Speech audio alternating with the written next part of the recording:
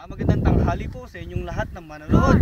Ako po si Kuya Jerry. At ako naman po si Kuya Kim. At nandito po tayo sa strawberry field para tunghayan po natin kung paano nila ginagawa ang pag-export ng strawberry field dito po sa Benguet.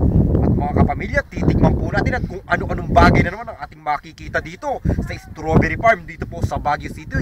Ito po ang Matanglawin edition ng Baguio City. Halika po tayo. Una muna mga kapamilya, titikman po ng inyong Kuya Kim ang bagong patubig na ginagamit para sa strawberry farm. Ayan po, titignan po ng ating Kuya Kim. Ayan po, talagang sunod-sunod pa po siya mga kaibigan. Tikman po natin. Kapamilya, lasang strawberry po ang ano dito. Strawberry. Lasang strawberry po ang patubig. Talagang laganap ang strawberry. Titikman rin po yan ng inyong Kuya Jerry. Kuya Jerry, tikman po natin yan. Hindi po papatalo ang inyong Kuya Jerry mula sa ating alamin. Talaga pong may katamisan. Talaga pong may katamisan. Totoo po ang sinasabi ng ating Kuya Kim. Mga kaibigan, dito po tayo. Dalhin po natin sila sa pinaka-field ng strawberry. Siyempre kapamilya, wala pong camera tricks ang programang ito. Mga kapamilya, ito po ang inyong Kuya Kim. Ang bakod pong ito ang nagsisilbing harang sa mga may diabetes para hindi makain ang matamis na strawberry ng Baguio. At aalamin po natin yan sa ating Kuya Jerry ng ating alamin kung anong mga fertilizer ang ginagamit yan. Okay, kapatid na Kuya Kim, ang fertilizer na ginagamit yan ay yung kulay pula sapagkat strawberry yan. Kaya po pag ibinaon po sa lupa ang ating fertilizer, talaga pong namumukadkad ang pula ng strawberry field at talaga pong napakatamis nito mga kaibigan. Narinig na po natin ang sabi ng ating Kuya Jerry. Mga kapamilya, bawal tikman ang strawberry na yan. Pero ang titikman po ng inyong Kuya Kim, ang bakod ng strawberry. Ayan po, natin po natin. Titikman po ang bakod. Palakpakan po natin. Kapamilya, lasang strawberry pa rin po ang bakod dito mga kapamilya. Dito po sa ating gawing kaliwa, makikita po natin ang iba't ibang klase strawberry. I-zoom nyo po ang strawberry natin kapamilya. Tamis. Ayan, natutunghayan po natin ang ating alamin, nagsanib pwersa po ang ating Matanglawin at ang ating alamin. Siyempre, papayag ba ang inyong Kuya Kim na hindi tikman ng Kuya Jerry ang bakod ng strawberry field na ito? Titikman din po ng Kuya Jerry yan dahil po sa ating alamin. Talaga pong manamis-namis. Kaya po talaga nilalanggam to, mga kaibigan. Kapamilya, dito po sa ating gawing kanan, makikita po natin ang mga kalabasang nalalanta. Dala po yan ng El Nino. Pero kapamilya, ano nga ba ang lasa ng bulaklak ng kalabasa pag may El Nino? Kapamilya, tikman po natin. Medyo pinitas na. Gagong matikman. Ang lasa. Ano lasa, Kuya Kim? Matamis, kapamilya. Ang sarap po. Pero siyempre kapamilya, papayag ba ang inyong Kuya Kim na hindi tikman niya ang inyong Kuya Jerry? At titikman po niya, ayun lang po. Para po sa ating alamin, titikman din po natin kung talagang matamis nga po itong yellow na bulaklak. Medyo malutong pa. Good for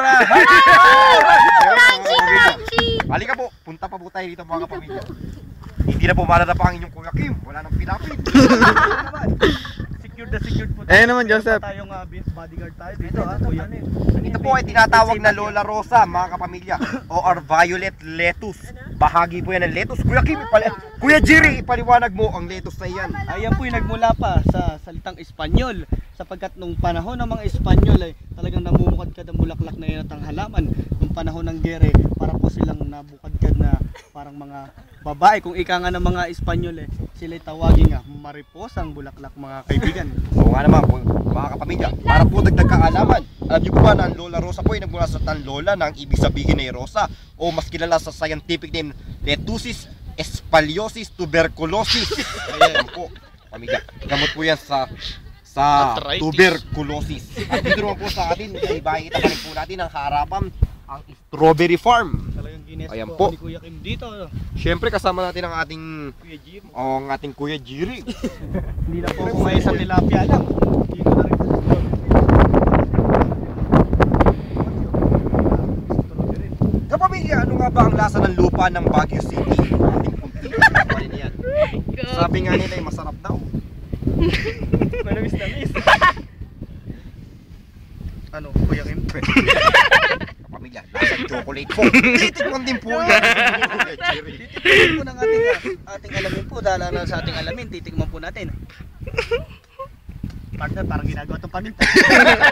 Pero okay po, matamis-tamis din ang lupa.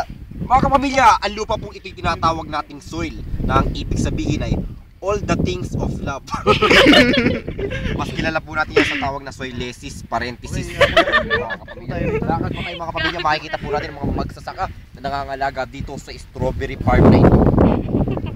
Interviewin mo. No, interview. No dead air, no dead air.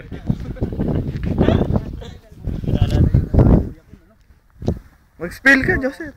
Mga kapamilya, ito po yung hose na ginagamit para tipid sila sa tubig.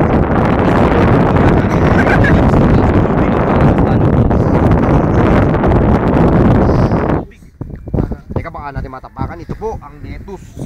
Pamilya, yan po ang tinatawag na lettuce. Lettuces scoliosis.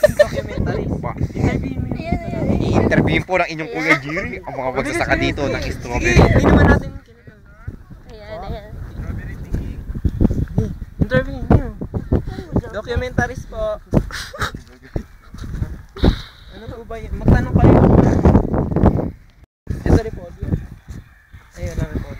Kapamilya, yan po ang lettuce o mas kilala sa lettuces parenthesis, di ba? Sa salitang Griego, yan po mga ginagamit ng mga sinaunang Griego noong unang panahon, ginagamit ng pampaligo at panluto sa kanilang mga kalan. Kapamilya, ito po ang muli, ito po ang Batang Lawin at ang ating Alamin by Kuya Jerry. at ito po ang inyong Kuya Kim. Let's go agad! Magandang tanghali po. Muli po, ito po ang Kuya Jerry. Ito po ang inyong Kuya Kim para sa Baguio Edition.